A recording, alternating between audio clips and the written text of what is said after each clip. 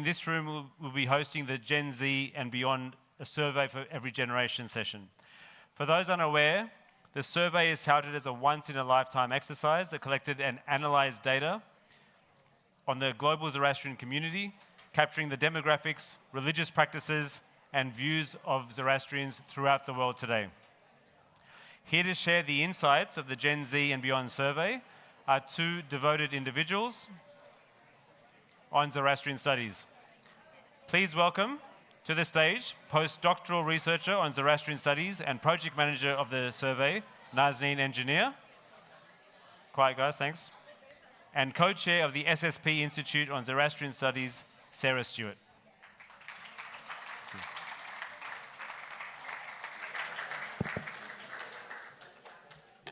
Thank you, Mercy. Good afternoon, everyone. Thank you for being here today.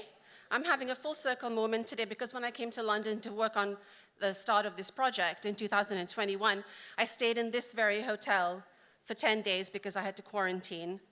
So it feels very serendipitous to be back here to present the findings to you. Before we begin, can I have a quick show of hands, please? How many of you participated in Gen Z and Beyond, a survey for every generation? So a few of you. Thank you for participating, and for those of you who didn't, I won't hold it against you. But thank you for being here today to hear the results of the survey. To start, a little background. The survey was conducted by SOAS, University of London, at the Shapoorji Pallonji Institute for Zoroastrian Studies. It was launched on 16th of August 2021 and went offline on 26 January 2023. In those 18 months, we collected 5,003 responses. From that total, 4,893 responses. Sorry, just give me a second. I need something to change the slides. Thank you. From that total, 4,893 respondents were eligible to take the survey. Respondents needed to have a Zoroastrian parent, grandparent, or spouse and be over 18 years of age. So 4,481 respondents had two Zoroastrian parents, 289 respondents had one Zoroastrian parent, 19 respondents had a Zoroastrian grandparent, and 104 respondents had a Zoroastrian spouse. To be clear, these categories were analyzed separately, and apart from one chapter discussing the findings from respondents with a sole Zoroastrian parent, grandparent, or spouse, the report is based entirely on respondents with two Zoroastrian parents. For this talk, I will discuss the modern family and highlight some insights from the survey, and Dr. Sarah Stewart will discuss identity and interaction and aspirations for the community. Family is a crucial social metric and is often a topic of community discourse. So what are the basic demographic details? We found that 22.7% of our respondents were single, that is, had never been married. 5.7% were in a relationship, and 62.76% were married or in a civil partnership. And others, but they're too small to mention right now. Of those respondents who were in a relationship, engaged, married, or in a civil partnership, separated, divorced, or widowed, the majority, 78.1% of respondents had a Zoroastrian partner. 20.4% had non-Zoroastrian partners, and 1.4% had a partner with one Zoroastrian and one Zoroastrian parent and one non-Zoroastrian parent. Now, intermarriage is a very important issue within the community, so we take a closer look at who has a non-Zoroastrian partner. This graph shows us that nearly 49.5% of 18 to 25-year-old respondents who were in a relationship were in a relationship with a non-Zoroastrian. This percentage reduces as the age group increases. Therefore, for those of whom ethnicity is a vital part of the Zoroastrian identity, this age poses a double threat in relation to a declining two-parent Zoroastrian population. This age group has high levels of single status, and many are in relationships with non-Zoroastrians. In terms of gender, there were no differences, but in terms of region, respondents in North America were much more likely to have non-Zoroastrian partners than respondents in South Asia, 31.3% versus 10.6%. This was true of all diaspora regions. We were also keen to find out if single people were interested in relationships and marriage. Out of those who were single, only 46.6% said they were looking for a relationship, with 26 to 35-year-olds the most likely to say yes, 72.8%. 47.6% said they were looking for a Zoroastrian only, 50.8% were looking for a Zoroastrian or a non-Zoroastrian, and 1.7% were looking for a non-Zoroastrian only. In terms of age, the younger age groups were more likely to want a Zoroastrian partner only. For instance, 52.8% of 26 to 35-year-olds who were in the prime marriage age were most likely to want a Zoroastrian partner only. This changed noticeably as the age groups increased. So if the respondents were still single at this point, at an older age, they were more likely to be open to a relationship with either a Zoroastrian or a non-Zoroastrian partner. In terms of gender, male respondents were more likely to want only a Zoroastrian partner. Female respondents were more likely to be open to a Zoroastrian or a non-Zoroastrian partner, and the gap between that was around 10%. Respondents in South Asia were much more likely than respondents in North America to want only a Zoroastrian partner. This was also true of younger respondents, with 66.1% of 18 to 35-year-olds in South Asia looking for a Zoroastrian partner compared to 28.7% of 18 to 35-year-olds in North America. Respondents in North America were much more likely to be open to either a Zoroastrian or a non-Zoroastrian partner compared to respondents in South Asia. And the difference was quite large. It was 73% versus 36.7%. Most young Zoroastrians choose their own partners these days, and whilst parental approval was sought, parents were no longer arranging their children's partnerships. We found that respondents predominantly relied on family and friends to introduce them to a partner. Most people who replied other, as you can see it's quite large, said that they used a mix of techniques. They did not rely only on one method to find a partner. For example, one respondent said they used a mix of family, friends, and a Zoroastrian matchmaker, or kajwali. Others stated they preferred to meet someone organically or naturally. There were also a few people who said that they used prayers or believed in destiny or fate. For example, one respondent said they would like to meet someone when destiny makes it happen. Other respondents relied on their social circles or social activities, such as Zoroastrian networking, youth, events or groups or associations, examples, congresses, to meet people and find a partner. But there was also a sense of resignation in some of the responses, that they felt they might never find someone despite their best efforts. Some respondents used humor to mask their feelings, like, for example, I'm not looking for anyone. Eventually I'll find someone, or I'll just end up with a lot of cats. But I won't knit. That was the line drawn. Some others were more despondent, like, for example, well, there's not any dating apps or websites for Parsis, so I can't use those. I'm just almost living in hope that I organically meet someone, but doubt that will ever happen. It was quite sad to read some of these responses. Now comes the big one. What did our respondents think about intermarriage? 77.4% of respondents accepted as Zoroastrians intermarried Zoroastrian men and women. 10.6% did not accept any intermarried Zoroastrians. 9.2% preferred not to answer this question, and only 2.8% accepted intermarried Zoroastrian men only. There was also significant acceptance as Zoroastrians of the children of intermarriage. This showed that 75.2% accepted children of intermarried Zoroastrian men and women. 10.4% did not accept children of either Zoroastrian men or women. And 9% preferred not to answer this question, and only 5.4% accepted the children of intermarried Zoroastrian men only.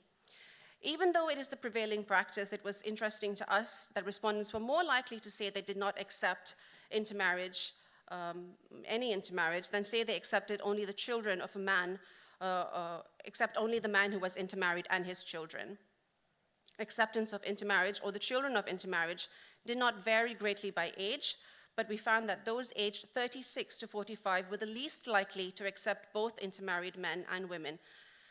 or the children of intermarried men and women. This could be because people become more active in the religion once they marry and have children.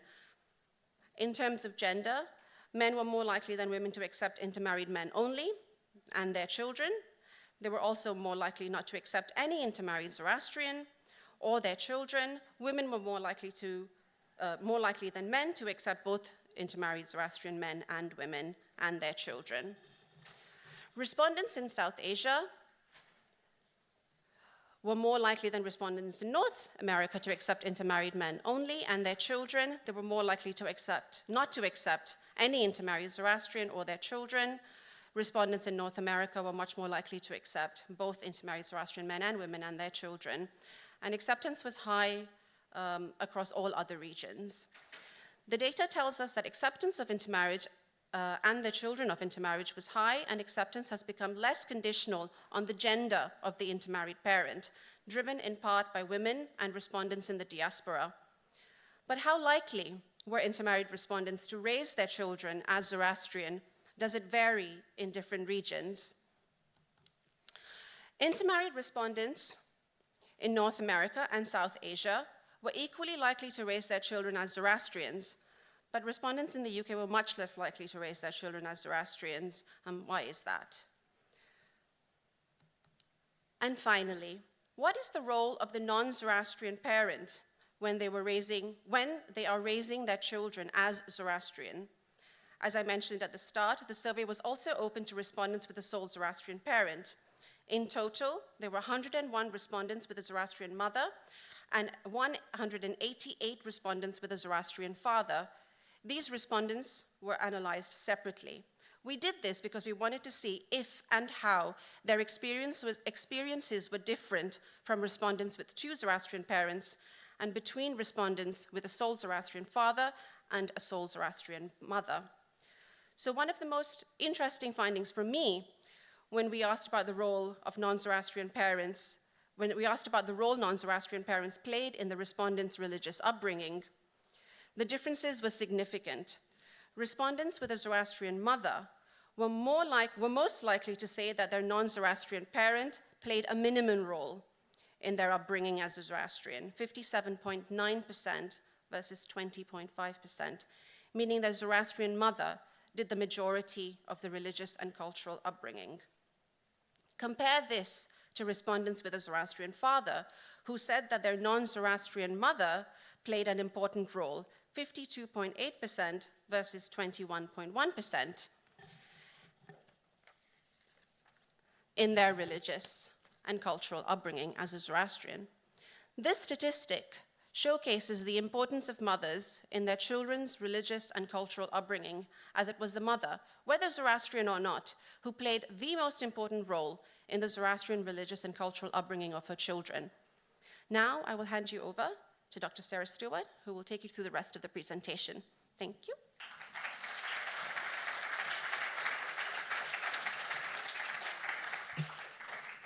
Thank you, Nazneen, and thank you, everyone, for being here to listen. I'm going to be fairly fast, not keep you from lunch. But so, just carrying on from where Nazneen left off, basically we wanted to sort of pull out some of the themes from the survey. The survey is very comprehensive. It's available online. It's a mere 199 pages.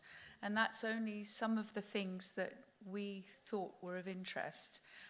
There is another executive summary by Nina Mistry, I think it was done for Fazana, and that perhaps you'll find targets more specifically things that might be relevant to the community. But our survey is more general, or rather are the things that we've pulled out from the survey.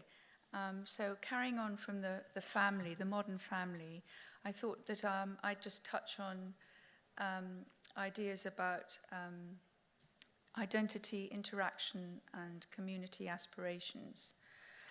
So the question of where you consider your home, the idea of belonging, we asked respondents who had migrated at some point in their lives. And migration, as you know, can cause feelings of displacement, of not belonging in either the place of birth or residence. And so where people consider home and feel that they belong is important, as this is, a place they're more likely and willing to contribute to society there, and indeed perhaps to marry, to raise a family, to live and work. So it was interesting to note that 76.4% of respondents who'd migrated considered their current place of residence home, where they felt they belonged. And 37.1 chose their place of birth, 26.3 chose place of nationality, and only 48 of our respondents chose other. The fact that respondents could select multiple responses meant that they had a sort of rather multifaceted view of belonging. And of the 1,198 respondents who chose their current place of residence, 30.8 also chose place of birth, and 22% chose place of nationality. So basically this supports the idea that people do not seem torn between their birthplace or place of nationality and current place of residence, but embraced both. Now, those who'd migrated and lived in North America were much more likely to feel at home in their current place of residence than those who had migrated and lived in South Asia. And moving on now to the idea of the sort of health of relationships between community members, which is an important measure of a cohesive and vibrant community. And interactions between the Iranian Zoroastrians and the Parsis in India were first noted, as you probably know, in the Persian Rivayats, the letters that went back and forth between India and Iran. Basically, Parsis or Indian Zoroastrians asking for answers to certain questions of the Iranian priesthood. And this took place the 14th to the 17th centuries. But then in the 18th and 19th centuries, notable Parsis such as Manekji Limji Hataria traveled to Iran. And so there was a great deal more interaction. Iranian priests at that time then came to India for training. But by the time of the Iranian Revolution in 1979, many Parsis had settled in Iran. After the revolution, a new wave of Iranian Zoroastrians left Iran and settled in the diaspora. And there were tensions between them and the Parsis, mainly due to the fact of differences in language, culture, food, music, and those kinds of things. And more recently, significant steps have been taken by Iranian Zoroastrians and Parsi community leaders, including in the diaspora, to bridge these gaps between their communities. Then the inter-Parsi tensions have been well documented. Of course, they're religious as well as social and cultural, and Nazneen has touched on one or two of those issues. But infighting and disharmony, as you well know, can have a devastating effect on a small community if it prevents members from fully engaging in community life. And so we found it encouraging to note that relationships between Iranian Zoroastrians and Parsis were viewed positively overall. There are a few variations in perceptions, which can be seen in the graph. Shows that the relationships between Parsis were more often viewed by respondents as excellent or reasonable. And there was a little more uncertainty about relationships between Iranian Zoroastrians and Parsis. Now, this didn't mean that respondents denied that there was infighting or separation. One respondent wanted more collaboration between Iranian Zoroastrians and Parsis, thereby creating religious education that encompasses both Parsi and Iranian traditions. And this is, again, taken from our qualitative data, which allowed people to give an answer in more than just tick boxes. They gave a few sentences. And this person said, we are predominantly we're near a predominantly Parsi temple. We take our kids to religious classes. There are many times when they feel left out because traditions and language are not the same. And increasing community harmony was cited as a key issue in strengthening the future of the community. One respondent said, strength comes from unity. The liberals and orthodox must come together for the religion to survive. The infighting is the sure way to extinction of a noble religion. So yes, I would say that having worked in Iran, most of my work has been on Iranian community. They are cut off from the rest of the world. They face a lot of hardship, there's a lot of migration, but there still is a very vibrant community in Iran, and so all the opportunities that you have to read about, to reach out to the community there, I think, can only help understanding of the religion and the community as a whole. I'm not going to dwell on this, but we picked two epic poems. One, of course, is the Qasr Sanjan, which tells the story of the Zoroastrian migration from Iran to India and settlement there. It's thought by many Parsis to be a foundational document, it doesn't really matter whether people think of it as factual or as mythological. Stories from the Qasr, and particularly from the Shahnameh, are taught to children, when they're young. And so we wondered whether there was any link between identity and the importance, first of the Qasr, and then the Shahnameh. And here, 45.8 of our respondents said the Qasr was historically accurate. 40 said it was semi-mythological. 1.4 believed it to be completely fictional. And a sizable, which is surprising, 10.7% had never heard of it. In terms of its importance, if you look at the horizontal column, and look at the total, 53.1 said it was important, 28.2 said it was not important.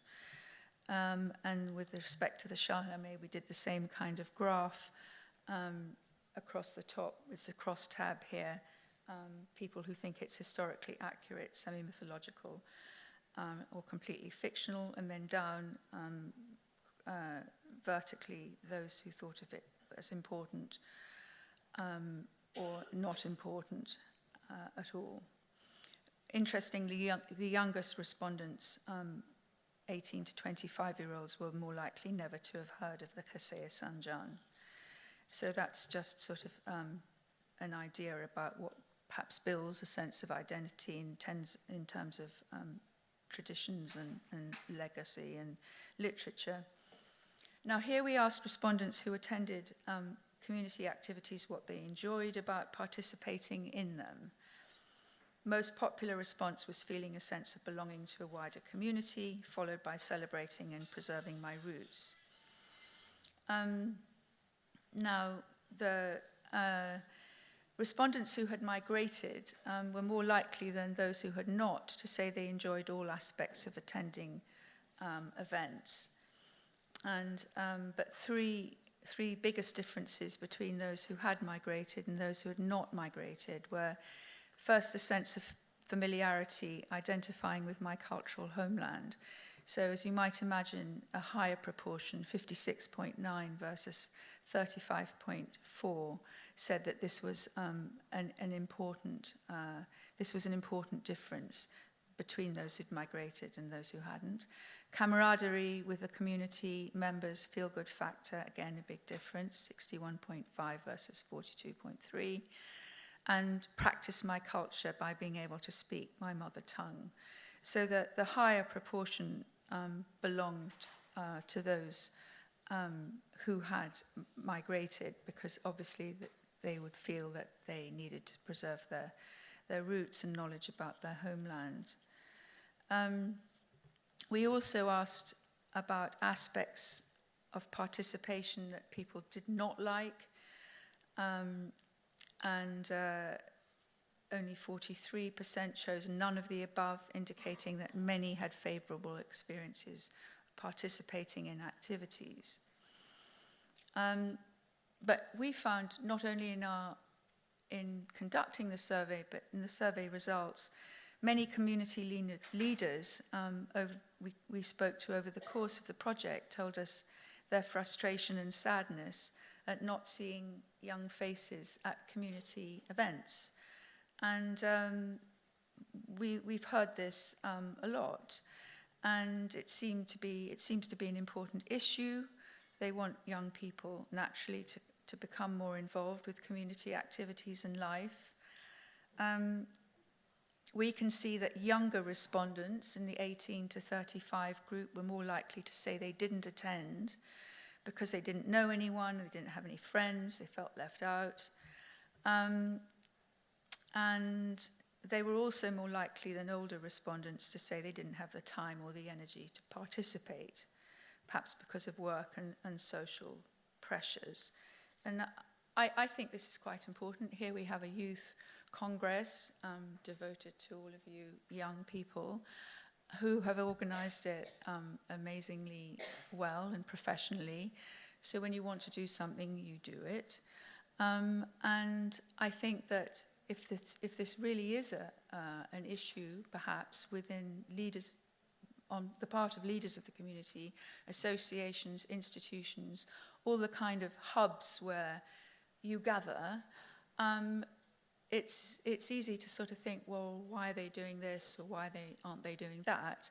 You have a voice, and I think this voice needs to be heard, and you should be really directing and you know, the things that go on, whatever it might be. You might want, you know, computers and libraries in your institutions. You might want all sorts of different things. And anyway, this is just my suggestion, that you involve yourselves, because we did find a high level of apathy amongst, you know, amongst young people. Now, there are many ways of looking at the Zoroastrian community in terms of how it functions and how it generates a sense of belonging. And we linked people's sense of belonging to the following questions in the survey. Which subjects are you most interested in learning about? What are the greatest threats to the community? What do you consider to be the biggest factors in strengthening the community? So before this survey, there was no information on a global scale that indicated what subjects people were interested in. So this is just a frequencies table that shows the popularity of each of the subjects that people wanted to know more about. So again, this is something that you might want, you know, could be done in your centres and could be taken forward. But again, it's a question of how you want to learn about stuff, the community, the history, the religion. You know, what's the best way of disseminating that knowledge? So the good thing was that, according to this, only 11.3% of those in our survey did not want to learn more about any of the given topics.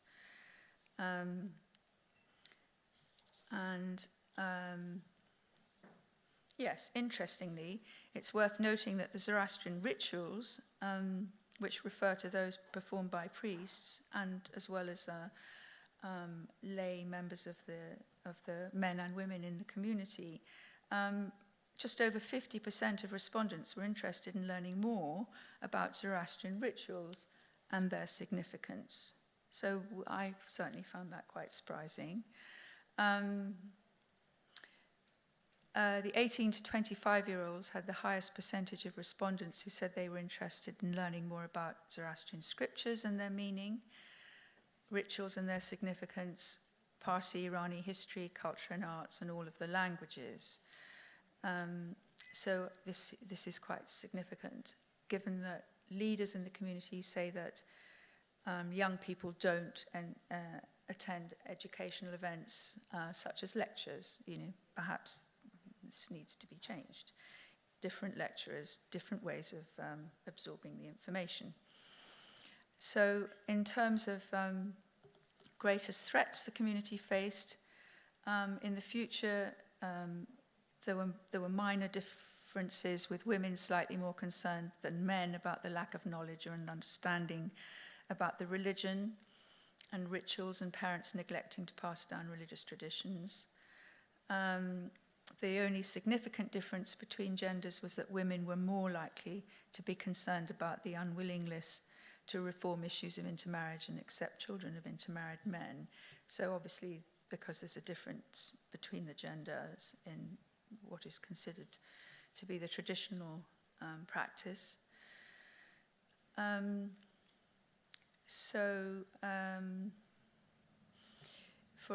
For all age groups, now I'm going to just the last slide is looking at what people thought were the things that really worked.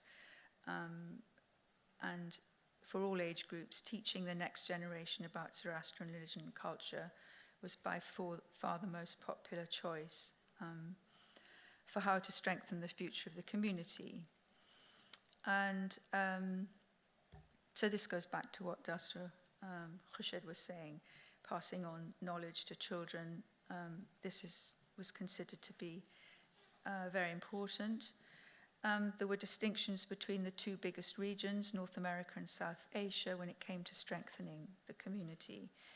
Respondents in South Asia considered entrepreneurship, education, and care for the elderly and giving back to be more significant factors than those in North America. North American respondents considered teaching the next generation and being more outward looking to be more significant factors than those in South Asia. So I'm going to stop here. I don't know whether we have any time for questions, but maybe not. If not, then we can talk over lunch for anyone who's interested. Or would you? Yes, we're going to cut. So thank you very much. And thank you for Guys, thank you very much, Nazneen and Sarah. Thank you. So if we do have any questions...